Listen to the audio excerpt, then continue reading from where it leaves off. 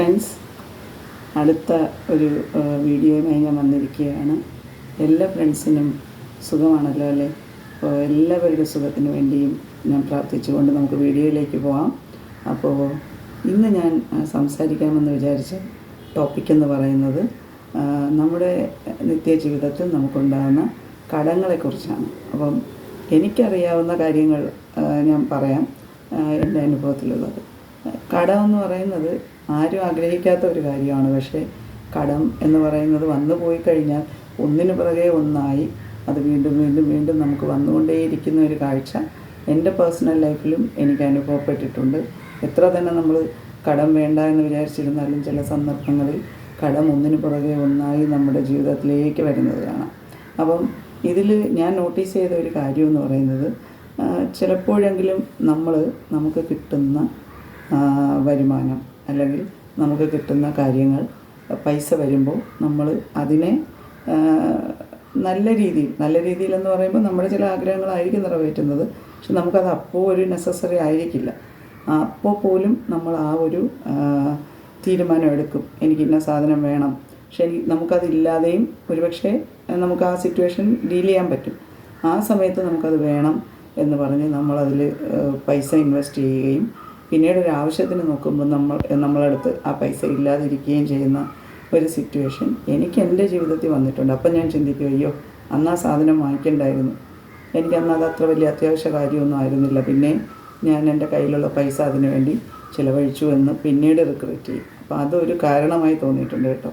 അപ്പോൾ നമുക്ക് ഏറ്റവും അത്യാവശ്യം എന്ന് തോന്നുന്ന കാര്യങ്ങൾക്ക് വേണ്ടി മാത്രം നമ്മൾ നമ്മുടെ കയ്യിലുള്ള കാശ് ചിലവാക്കുക എന്നുള്ളത് ഒരു പ്രധാന പോയിൻ്റാണ്.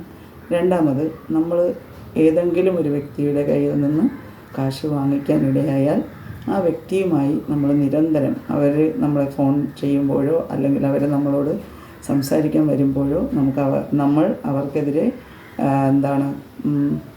നമ്മൾ ചെവി കൊടുക്കാതിരിക്കുക. ചിലരുണ്ട്, പൈസ വാങ്ങിക്കഴിഞ്ഞാൽ പിന്നെ അവരെ വിളിച്ചു കഴിഞ്ഞാൽ അവർ ഫോൺ എടുക്കില്ല, ഒന്നോ രണ്ടോ പ്രാവശ്യം എടുക്കും, പിന്നീട് അവർ ഫോൺ എടുക്കില്ല, സംസാരിക്കില്ല. ഇങ്ങനെയൊക്കെയുള്ള കാര്യങ്ങൾ ചെയ്യുന്നത് വളരെ തെറ്റായ ഒരു രീതിയാണ്. നമ്മളൊരാളിൻ്റെ കയ്യിൽ നിന്ന് എന്തെങ്കിലും ആവശ്യത്തിന് ഒരു രൂപ വാങ്ങിയിട്ടുണ്ടെങ്കിൽ നമ്മൾ എത്ര വൈകിട്ടായാലും കഴിവിൻ്റെ പരമാവധി സമയത്ത് കൊടുക്കാൻ ശ്രമിക്കുക.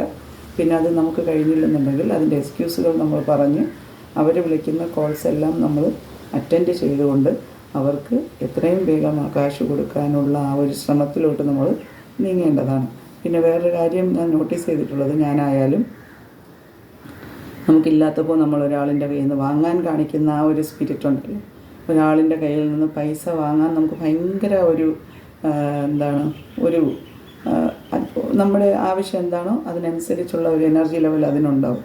എത്രയും പെട്ടെന്ന് അത് വാങ്ങിയെടുക്കുക എന്നുള്ളത് നമ്മുടെ ആവശ്യമായതുകൊണ്ട് തന്നെ നമ്മൾ അതിൽ നല്ല എനർജി ഇൻവെസ്റ്റ് ചെയ്യും. പക്ഷേ തിരിച്ചു കൊടുക്കാൻ നേരം നമ്മുടെ എനർജി ലെവൽ വളരെ ലോ ആവുന്നു. എന്തുകൊണ്ടാണ്? നമ്മളടുത്തേക്ക് കാശ് വരുന്നില്ല എന്നുള്ളത് കൊണ്ട് തന്നെ നമ്മൾ ആ എനർജി ലെവൽ മെയിൻറ്റെയിൻ ചെയ്യുന്നില്ല. നമ്മൾ അതിനു വേണ്ടി പിന്നെ അത്രത്തോളം അയ്യോ വരുന്നില്ല, അപ്പോൾ പിന്നെ നമ്മൾ എങ്ങനെ കൊടുക്കും? ഇതേ സാഹചര്യം ഈ കടം തരുന്ന ആൾക്കാരും ചിന്തിച്ചാൽ, ഇവർക്ക് ഇന്ന് കൊടുക്കേണ്ടതെന്ന് ചിന്തിച്ചാൽ നമ്മളെ ആവശ്യങ്ങൾ നടക്കില്ല എന്നുള്ള കാര്യം നമ്മൾ ആദ്യം തിരിച്ചറിയുക. അപ്പോൾ ഇവിടെ ഞാൻ പറഞ്ഞു വന്നത്, മനുഷ്യരായി ജനിച്ചവർക്കെല്ലാം ഒരു തരത്തിലല്ലെങ്കിൽ മറ്റൊരു തരത്തിലുള്ള കടബാധ്യതകൾ ഉണ്ടാവും. അപ്പോൾ ഇതിൻ്റെ ഇടയ്ക്ക് ഞാൻ വൈശാഖ മാസത്തിൻ്റെ വീഡിയോ ഇട്ടപ്പോൾ ഒരു മോള് ഒരു ഐഡിയയിൽ നിന്ന് രമ്യ രാജീവ് എന്ന് പറയുന്ന ഒരു മോൾ എനിക്ക് മെസ്സേജ് ഇട്ടിരുന്നു, അമ്മേ എൻ്റെ കടത്തിന് വേണ്ടി പ്രാർത്ഥിക്കണം, എൻ്റെ കടബാധ്യതകൾ തീരാൻ വേണ്ടി പ്രാർത്ഥിക്കണം എന്നുള്ളത്. തീർച്ചയായും ആ മോളുടെ പ്രാർത്ഥന എൻ്റെ പ്രാർത്ഥനയിൽ ഞാൻ എപ്പോഴും ഉൾപ്പെടുത്തും. എനിക്ക് പറയാനുള്ളത്, നമ്മൾ സ്ത്രീകളായാൽ നമ്മൾ സ്ത്രീകളാണല്ലോ, അപ്പോൾ നമ്മൾ എന്ത് ചെയ്യണമെന്ന് വെച്ചാൽ നമ്മളാൽ കഴിയുന്ന ഒരു ജോലി, അഭിമാനമുള്ള ഏത് ജോലിയും നമുക്ക് ചെയ്യാം. അപ്പോൾ അത് ചെയ്ത് കിട്ടുന്ന ചെറിയ ചെറിയ തുകകളായാലും, നമുക്കിപ്പോൾ ഡെയിലി ഒരു 100 രൂപ കിട്ടുന്നുള്ളെങ്കിൽ ആ 100 രൂപയിൽ 10 രൂപ നമ്മൾ മാറ്റി വയ്ക്കണം. ആ കൊടുക്കാൻ വേണ്ടിയുള്ള ഒരാളിന് വേണ്ടി അതിൽ നിന്ന് 10 രൂപ നമ്മൾ മാറ്റി വയ്ക്കണം, കടം വാങ്ങിയ ആളിന് കൊടുക്കാൻ വേണ്ടി. അത് നമ്മുടെ ഒരു first step towards paying the ഡെറ്റാണ്. അതായത് നമ്മുടെ കടബാധ്യത തീർക്കാനുള്ള ഒരു ഫസ്റ്റ് സ്റ്റെപ്പ് അതാണ്. അപ്പോൾ അങ്ങനെ നമുക്ക് ആ ഒരു ബോധ്യം നമ്മുടെ മനസ്സിൽ കിടക്കും, നമുക്ക് ഇവർക്ക് കൊടുക്കണമെന്നുള്ളത്. അതല്ലാതെ നമ്മളതിൽ ഒരു പിന്നെ കൊടുക്കാം, അല്ലെങ്കിൽ ഒരു എല്ലാ തുകയും ഒരുമിച്ച് വന്നിട്ട് കൊടുക്കാമെന്നൊക്കെ ചിന്തിക്കുമ്പോൾ നമുക്ക് ചിലപ്പോൾ പെട്ടെന്ന് അത് ചെയ്യാൻ സാധിച്ചില്ലെന്ന് വരും. അപ്പോൾ അത് ഒരു സ്റ്റെപ്പാണ് എനിക്ക് തോന്നിയിട്ടുള്ളത്. പിന്നെ എപ്പോഴും നമ്മുടെ മനസ്സിൽ അവർക്ക് എത്രയും പെട്ടെന്ന് കൊടുക്കാൻ കഴിയണം എന്നുള്ളൊരു പ്രാർത്ഥന, നമുക്ക് അവർക്ക് പൈസ എത്രയും പെട്ടെന്ന് കൊടുക്കാൻ കഴിയണം എന്നുള്ളൊരു പ്രാർത്ഥന നമ്മുടെ മൈൻഡിൽ എപ്പോഴും ഉണ്ടായിരിക്കുന്നത് ഒരു ഭയങ്കര പോസിറ്റിവിറ്റിയാണ്. അത് നമ്മുടെ മനസ്സിനെ തന്നെ ഒന്നുകൂടെ എനർജൈസ് ചെയ്യുന്ന ഒരു പ്രെയർ കൂടിയാണ്. അപ്പോൾ നമ്മൾ കൊടുത്താലേ നമുക്ക് വീണ്ടും പൈസ വരുള്ളൂ എന്നുള്ളതാണ് മണി എന്ന് പറയുന്ന അല്ലെങ്കിൽ സമ്പത്ത് എന്ന് പറയുന്നതിൻ്റെ രഹസ്യമെന്ന് ഞാൻ മനസ്സിലാക്കിയിട്ടുള്ളത്. നമ്മൾ വാങ്ങിയ ഒരാളിന് കാശ് കൊടുക്കാതിരുന്നു കഴിഞ്ഞാൽ ഒരിക്കലും നമുക്ക് ആ സമ്പത്ത് നമ്മളിലേക്ക് വരില്ല എന്നുള്ളത് ഒരു വലിയ പാഠമാണ്, ഒരു ലെസണാണത്. അപ്പോൾ അതുകൊണ്ട് നമ്മൾ ആരെടുത്തുനിന്ന് കാശ് വാങ്ങിയാലും ഒരുപക്ഷെ എന്തെങ്കിലും സാഹചര്യം കൊണ്ട് ഒരല്പം വൈകി പോയാലും നമ്മൾ അവർക്കത് തിരിച്ചു കൊടുക്കാനായിട്ട് ശ്രമിക്കുക. ഒപ്പം നമ്മുടെ മനസ്സിൻ്റെ ധൈര്യം, അയ്യോ നമുക്കിനി ഇതെന്ന് കൊടുക്കാൻ പറ്റും, ഇനി എന്ന് കൊടുക്കാൻ പറ്റും, ഇന്ന് പറ്റുമോ, അല്ലെങ്കിൽ ഒരാൾ വിളിക്കുമ്പോൾ നമ്മൾ ഭയങ്കരമായിട്ട് ആങ്സൈറ്റി ആയി, അല്ലെങ്കിൽ നമ്മൾ ഭയങ്കരമായിട്ട് ടെൻസ്ഡായി, നമ്മുടെ ആ ഒരു ഫോക്കസിൽ നിന്ന് മാറുന്ന ഒരു സാഹചര്യമുണ്ട്. അപ്പോൾ അങ്ങനെ ഒന്നും ചെയ്യാതെ നമ്മുടെ ലക്ഷ്യം എന്താണ്, നമ്മൾ വാങ്ങിയവർക്ക് തിരിച്ചു കൊടുക്കുക എന്നുള്ളതാണ് നമ്മുടെ ലക്ഷ്യം. അപ്പോൾ ദൈവം അതിനുവേണ്ടിയുള്ള ഓരോ വഴികളും നമുക്ക് മുന്നിൽ ഇങ്ങനെ തുറന്നു വയ്ക്കും. അപ്പോൾ നമ്മൾ ആ വഴികളിലേക്ക് എത്തണമെന്നുണ്ടെങ്കിൽ നമ്മുടെ മനസ്സിലായിരിക്കണം ആദ്യം ഈ പ്രോസസ്സ് നടക്കേണ്ടത്. വാങ്ങിയ ആളിന് എത്രയും പെട്ടെന്ന് നമ്മൾ കൊടുക്കണം എന്നുള്ള നമ്മുടെ ആ ഒരു മനസ്സിൻ്റെ ചിന്തയുണ്ടല്ലോ, അതൊരു വലിയ തോട്ടാണ്. അപ്പോൾ അത് ആദ്യം മനസ്സിൽ കരുതിയാൽ നമുക്കുള്ള വഴികൾ താനേ തുറന്നു വരും. അപ്പോൾ നമുക്ക് എവിടെന്നെങ്കിലും ഒരു പൈസ നമ്മുടെ അടുത്തേക്ക് വരികയും നമുക്കവർക്ക് പെട്ടെന്ന് ആ കടം കൊടുത്ത് തീർക്കാനും സാധിക്കും എന്നുള്ളത് എൻ്റെ ജീവിതത്തിൽ നിന്ന് ഞാൻ പഠിച്ചതാണ്. അപ്പോൾ അതുകൊണ്ട് കഴിവതും നമുക്ക് കടം വാങ്ങാനുള്ള അവസരം വരാതിരിക്കണമെന്നുള്ള പ്രാർത്ഥന എന്നും നമ്മുടെ മനസ്സിലുണ്ടാവണം. ഇൻ കേസ് നമുക്കങ്ങനെ വാങ്ങേണ്ടി വന്നാൽ ഞാൻ ഈ പറഞ്ഞതുപോലെയൊക്കെ നമ്മുടെ ആത്മനിയന്ത്രണം വിട്ടുപോകാതെ നമ്മൾ അതിനുവേണ്ടിയുള്ള ഒരു തീവ്രമായ ശ്രമം നമ്മുടെ ഭാഗത്തുനിന്ന് ഉണ്ടാവണം. ഒപ്പം പ്രാർത്ഥനയും.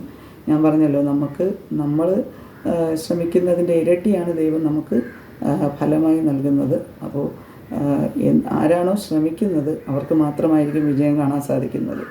അപ്പോൾ എല്ലാ ഫ്രണ്ട്സും കടമുണ്ടെന്ന് കരുതി വിഷമിച്ച് ദുഃഖിച്ചിരിക്കുന്നതിന് പകരം കുറച്ച് ആത്മധൈര്യത്തോടു കൂടി നല്ലൊരു പ്രാർത്ഥനയോടുകൂടി നമ്മളെക്കൊണ്ട് ചെയ്യാൻ പറ്റുന്ന മാന്യമായ ഏതൊരു ജോലിയും, അത് ചെറുതോ വലുതോ എന്ന് വ്യത്യാസമില്ലാതെ നമ്മൾ ഓരോരുത്തരും മുന്നിലേക്ക് വന്ന് ചെയ്യേണ്ടതാണ്.